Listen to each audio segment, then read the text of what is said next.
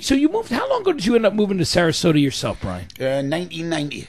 1990. You've lived Yeah, I since moved then. to Sarasota in 1990 and never regretted it. And Great place. Cliff Williams doesn't live far from you in Fort Myers. He You guys lives. are both down there. Cliff lives Fort Myers, but Cliff also lives in North Carolina, Savannah, Yeah. New York. He's got right. houses everywhere. haven't he? Well, listen, let's be honest. You guys are one of the most successful rock bands of all time. I mean, you 200 million records sold, 69 million in the U.S. alone.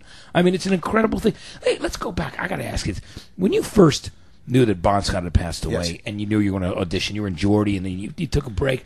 You went there. Tell me about that first audition session. I love the idea. I know that you did. It was. You did a whole lot of Rosie from Let There Be Rock, right? Yeah. And did you not push City Limits by I Push Can City Tina Limits by Turner? Tina That's cool. Turner.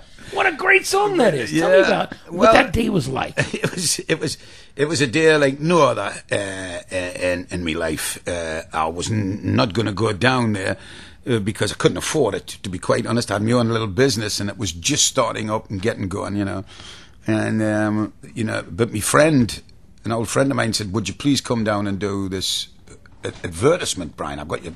I said, "Ooh, how much does that pay?" He said, £350. I went, "What?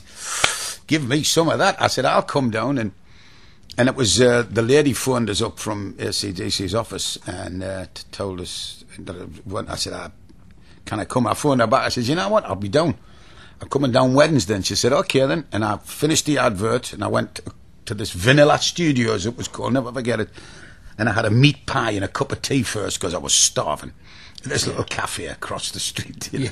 And I went in there and sat with the two roadies, and they just said, "Well, we're waiting for this kid from Newcastle coming." I went, "Oh, that's me." And I went, "Oh shit, the guys are waiting for you."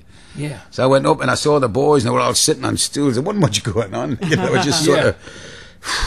So you kind of looking at the guys, looking at Phil and Malcolm and Angus, And yeah, just they like were. stared at each other kind of thing. It was quite imposing because they were all in this little stage, like lifted up a bit, and they were all on seats, chairs, just with their guitars on, And I went, "Oh my!" And it was quiet. And I said, "Hey guys, my name's Brian. I come down, but I've got a bit sing with you." And they went, "Oh, yeah, sure, mate. Come in. What do you want to sing?" And I said, "Do you know Nutbush City Limits by Tina Turner?" And they looked at us like I was freaking nuts. They were like, "What?" But they knew the song, right? So Yeah, well, Mal did. Mal says, "I think I know that." And Did he know the Bob Seger version of it or something? No, or did he know the I Can he Tina just Turner sort version? of got a riff going, And then I screamed along with him, and when we finished, I says, "Why were you so shocked that I'd asked for that song?" He said, "Because you're the first one that hasn't asked for Smoke on the Water." So great! Oh, that's amazing. We're in the studio right now with Brian Johnson of AC/DC. It's Matt Pinfield and Leslie Fram in the morning. Let's listen to some AC/DC right now. 1019 RXP.